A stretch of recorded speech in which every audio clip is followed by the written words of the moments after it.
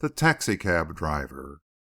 Mr. Tertius bought a copy of the newspaper, and standing aside on the pavement, read with much interest and surprise the story which Triffitt's keen appetite for news and ready craftsmanship in writing had so quickly put together.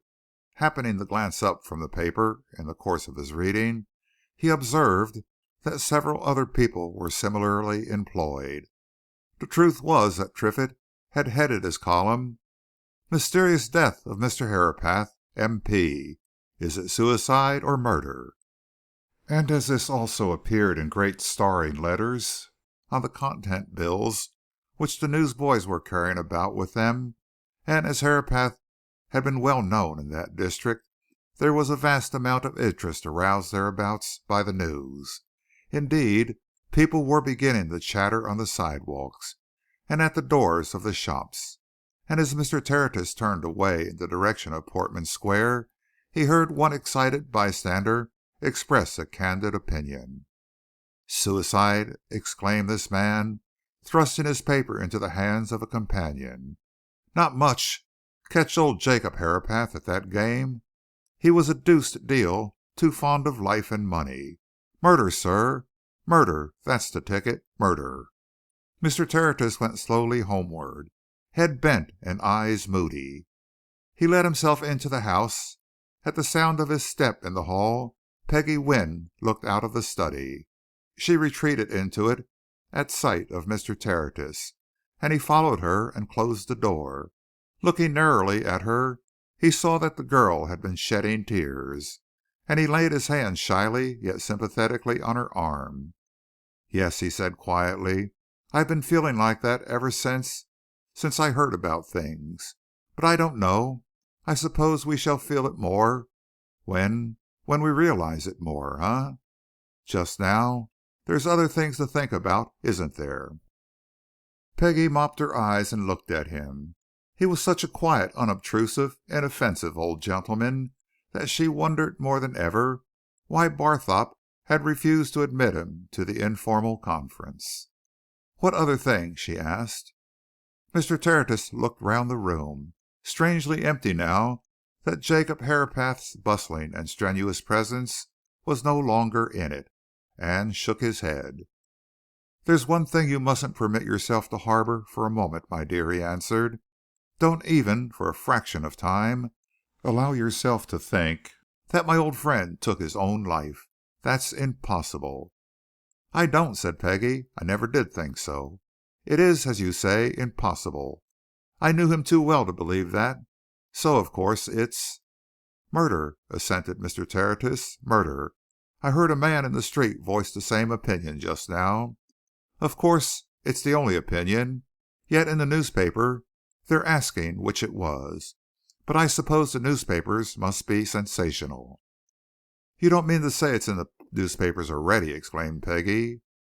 Mr. Tertius handed her the Argus special which he had carried crumpled up in his hand. "Everybody's reading it out there in the street," he said. "It's extraordinary now how these affairs seem to fascinate people. Yes, it's all there. That is, of course, as far as it's gone." "How did the paper people come to know all this?" asked Peggy, glancing rapidly over Triffitt's leaded lines. "I suppose they got it from the police," replied Mr. Tertius. "I don't know much about such matters, but I believe the police and the press are in constant touch. Of course, it's well that they should be. It attracts public notice, and in cases like this, public notice is an excellent thing. We shall have to hear and find out a good deal before we get at the truth in this case, my dear." Peggy suddenly flung down the newspaper and looked inquiringly at the old man. "Mr. Tertius," she said abruptly, "why wouldn't Barthorpe let you come into that room down there at the office this morning?" Mr. Tertius did not answer this direct question at once. He walked away to the window and stood looking out into the square for a while. When at last he spoke, his voice was singularly even and colourless. He might have been discussing a question on which it was impossible to feel any emotion. "I cannot positively say, my dear," he replied. "I have known, of course, for some time, that Mr. Barthorpe Herapath is not well disposed towards me. I have observed a certain coldness, a contempt on his part. I have been aware that he has resented my presence in this house, and I suppose he felt that as I am not a member of the family, I had no right to sit in council with him and with you." "Not a member of the family!" exclaimed Peggy. "Why, you came here soon after I came, all those years ago." "I have dwelt under Jacob Herapath's roof in this house 15 years," said Mr. Tertius reflectively. 15 years. Yes, Jacob and I were good friends." As he spoke the last word, a tear trickled from beneath Mr. Tertius' spectacles and ran down into his beard, and Peggy, catching sight of it, impulsively jumped from her seat and kissed him affectionately. "Never mind, Mr. Tertius," she said, patting his shoulder. "You and I are friends, too. Anyway, I don't like Barthorpe when he's like that. I hate that side of him. Anyhow, Barthorpe doesn't matter to me. I don't suppose he matters to anything except himself." Mr. Tertius gravely shook his head. "Mr. Barthorpe Herapath may matter a great deal, my dear," he remarked. "He is a very forceful person. I do not know what provisions my poor friend may have made, but Barthorpe, you will remember, is his nephew, and, I believe, his only male relative. And in that case—" Mr. Tertius was just then interrupted by the entrance of a footman, who came in and looked inquiringly at Peggy. "There's a taxi-cab driver at the door, miss," he announced. "He says he would like to speak to someone about the news in the paper. About the master, miss." Peggy looked at Mr. Tertius, and Mr. Tertius quickly made a sign to the footman. "Bring the man in at once," he commanded, and, as if to lose no time, he followed the footman into the hall, and at once returned, conducting a young man who carried a copy of the Argus in his hand. "Yes," he said, closing the door behind them and motioning the man to a seat. "You wish to tell us something? This lady is Miss Wynne, Mr. Herapath's niece. You can tell us anything you think of importance. Do you know anything, then?" The taxi-cab driver lifted the Argus. "This here newspaper, sir," he answered. "I've just been reading of it, about Mr. Herapath, sir." "Yes," said Mr. Tertius gently. "Yes." "Well, sir, strikes me as how I drove him, sir, this morning," answered the driver. "Gentleman of his appearance, anyway, sir. That's a fact." Mr. Tertius glanced at Peggy, who was intently watching the caller. "Ah," he said, turning again to the driver. "You think you drove either Mr. Herapath or a gentleman of his appearance this morning? You did not know Mr. Herapath by sight, then?" "No, sir. I've only just come into this part. Came for the first time yesterday. But I'm as certain—" "Just tell us about it," said Mr. Tertius, interrupting him. "Tell us in your own way everything you know." "Ain't so much to tell, sir," responded the driver. "All the same, soon as I seen this piece in the paper just now, I said to myself, I'd best go round to Portman Square and tell what I do know. I says, and it's like this, sir. I come on this part yesterday, last night it was. My taxi belongs to a man as keeps half a dozen, and he put me on to night work, to this end of Oxford Street. Well, it would be just about 1:45 this morning when a tall, well-built gentleman comes out of Orchard Street and made for my cab. I jumps down and opens the door for him. 'You know St. Mary's Abbot Church, Kensington?' he says as he got in. 'Drive me down there and pull up at the gate.' So, of course, I ran him down, and there he got out, give me 5 bob, and off he went. That's it, sir." "And when he got out, which way did he go?" asked Mr. Tertius. "West, sir, along the High Street, past the Town Hall," promptly answered the driver. "And there he crossed the road. I see him cross because I stopped there a minute or two after he got out, tinkering at my engine." "Can you tell us what this gentleman was like in appearance?" asked Mr. Tertius.